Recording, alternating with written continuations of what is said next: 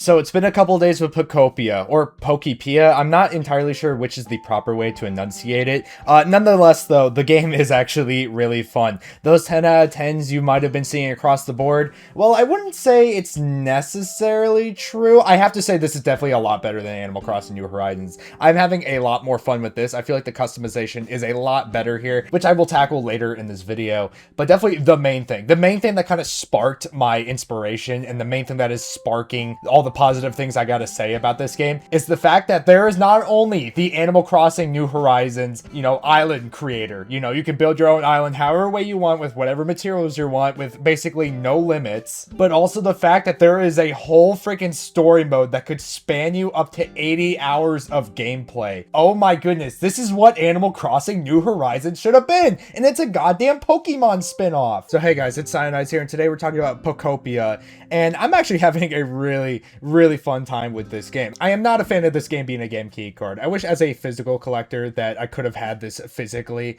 and actually been able to display it properly, but then again, I do have Octopath Traveler 0 as a game key card, so I can't complain too much. I just wanted to say that because that is literally the only negative I have for this video, because honestly, I am having a really damn good time. This game is so addicting, unlike any of the previous cozy games that I've played before.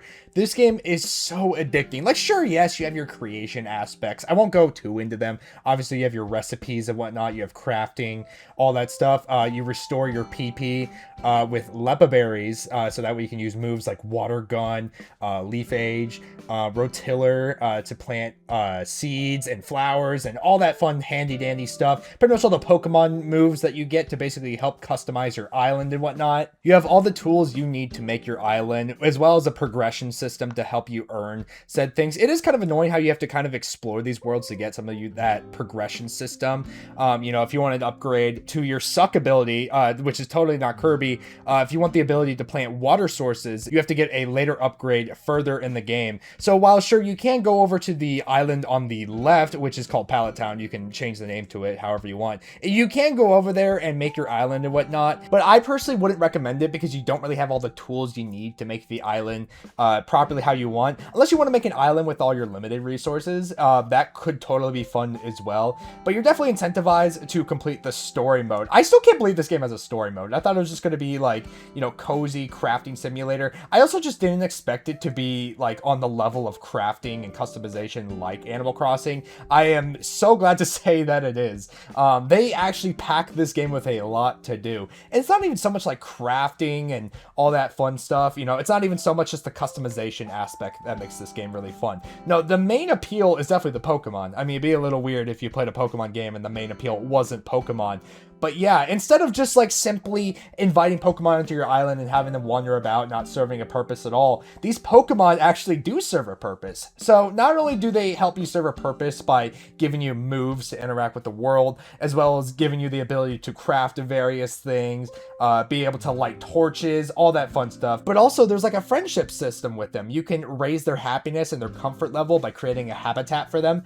Creating their habitat is how you encounter some of these Pokemon initially when you try to get some of them, and you can find a wide variety of Pokemon here. The whole Pokedex isn't in the game, I will say that, but you can find a decent amount of Pokemon here outside of the standard ones that you're required to find. I have a clip of me finding a wild Venusaur, which I did not need. I didn't need it at all. I had no reason to get it, but I just happened to find a Venusaur in this flower bed that I just recently created, and I think it's so cool that you can just find Pokemon like that. You can't shiny hunt for them or anything, but it's just cool. You can get those Pokemon to wander around the place and whatnot. And yeah, I imagine they're going to add some more Pokemon in some future updates. There is a mystery gift feature and all that. There is online connectivity. So I imagine they're not done with this game, which is really good to hear.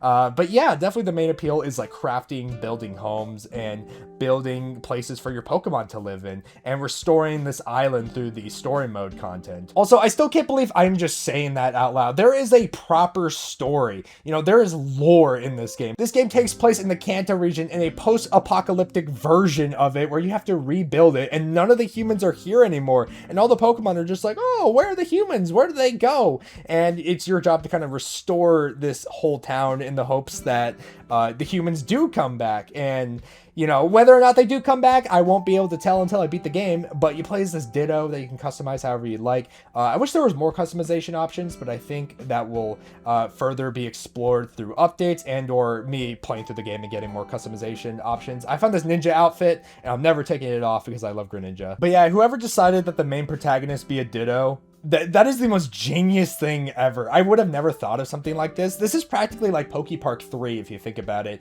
In those games, you befriend Pokemon and use their friendship powers to progress and whatnot. And this is kind of what this is, with a bit of Animal Crossing and Minecraft layered into it. And to be honest, hearing about it and seeing the trailers, a lot of my friends included as well kind of shared the same sentiment that I didn't think too much of it when they first showed this game off. And honestly, I didn't think they would go the full mile. And I am so happy to say they did go the full mile. This is just practically an Animal Crossing game with Pokemon in it. And I feel like for fans who've been waiting for a new Animal Crossing game, you should just play this because it features the best of Animal Crossing with Pokemon and a little bit of Minecraft elements as well. I don't know if there's necessarily a limit per se on like what you can and can't do, but there is a proper like redstone system as well as like water sources working exactly like it does in Minecraft. And it's just a beauty to behold. I will say the unfortunate part is that you're kind of tied to the progression of the story in terms of like unlocking some of these things, which is a good and bad thing. I say it's mostly a good thing though, because it means that, hey, I spent $70 and I'm not going to get bored of simply just playing the game and just customizing. And that's like my main source of enjoyment here. No, there's like actually like progression to work towards. There's things to earn. There's things to receive upon playing the game and upon, you know, discovering the world and lore of this abandoned post-apocalyptic Kanto region. And I think that is so cool. Depending on who you ask, this might not be your thing. It might be better to have everything unlocked. But I will have to say, as like a game, again, spending $70 on this game, I would have loved there to be meat in this game. I don't know why I'm saying that in past tense. There is meat in this game. There is content to do. There's rewards and stuff. And there's like this strange serotonin boost when you get a new Pokemon to join your island and you befriend a new Pokemon and they wander around. And then they go up to you and ask you about stuff or play jump rope with you or give you free gifts and whatnot. I think it's just so cute. And these Pokemon have such amazing personalities. I don't know if the Splatoon devs wrote the dialogue for this game. It feels very Splatoon coded because the dialogue some of these Pokemon have to say is very awesome and very cute. We got a horny Volbeat before GTA 6. What a time to be alive. Later on, you eventually encounter Kyogre, and I swear to God, he talks like a sailor. He literally talks exactly like Archie does in the Gen 3 remix, and I think it's hilarious. On top of the fact that you can just find legendary Pokemon. Hell, I found a freaking Ho-Oh just flying above me, and I got 3 rainbow feathers. Oh my goodness. I think it's just insane to me how brilliantly the Pokemon are interweaving into the traditional Animal Crossing Minecraft style here, and I think it's really fun and awesome. And I definitely have to say, and I'm sorry to jab at Animal Crossing here, but I definitely prefer befriending Pokemon here and getting Pokemon onto my island compared to getting villagers onto my island and their personalities. I feel like the Pokemon here have a lot more to say, a lot more to do, and a lot more staying power than some of the villagers do in Animal Crossing. And I get it, Pokemon are kind of more prevalent, and I feel like people have a lot more to say and a lot more connection to Pokemon outside of just this spin-off here, so it's a lot easier to connect to them. But I feel like even in the gameplay sense and looking at this game in a vacuum, I feel like the Pokemon here just do a lot more for this game than the Animal Crossing villagers ever did, for me at least, I have to say. I feel like I'm kind of going all out of order here, but I don't know what else to say. I'm just having a really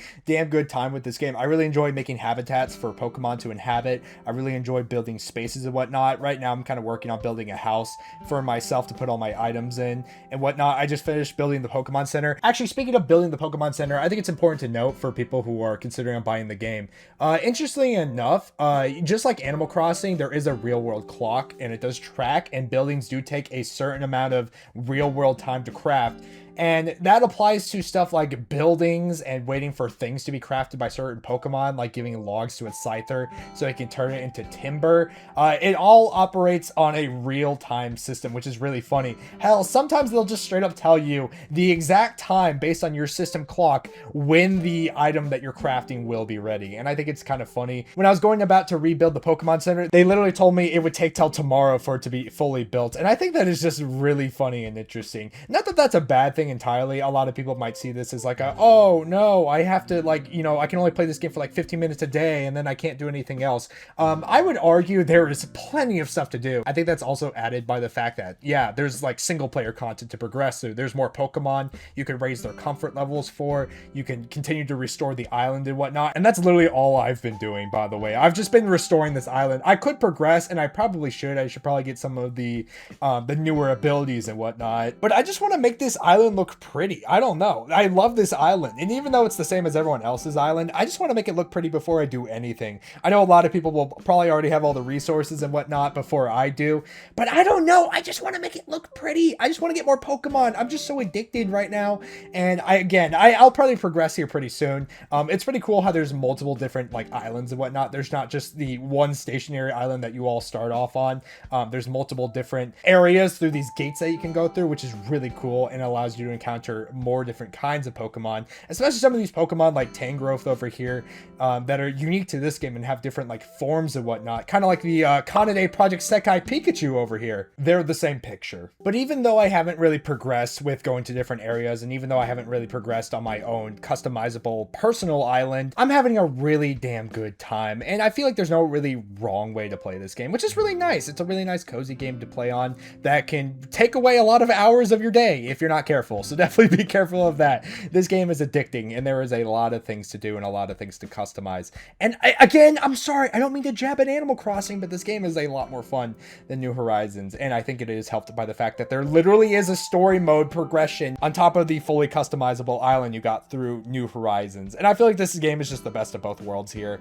So I definitely highly recommend this game. Even though the $70 is a little daunting, I'm having a damn good time. And I think this is a really good game to hold people over, especially until Generation 7 for sure. I feel like this game is just absolutely perfect. I don't know if it's 10 out of 10 worthy, but I can see why people are calling it a Game of the Year title. It's just everything you'd want out of a cozy game. It does everything perfectly. I will probably make a follow-up video to when I do like the online stuff, as well as when I get more progression and whatnot, because I do still have more I want to talk about this game, but I wanted to give my initial thoughts and whatnot.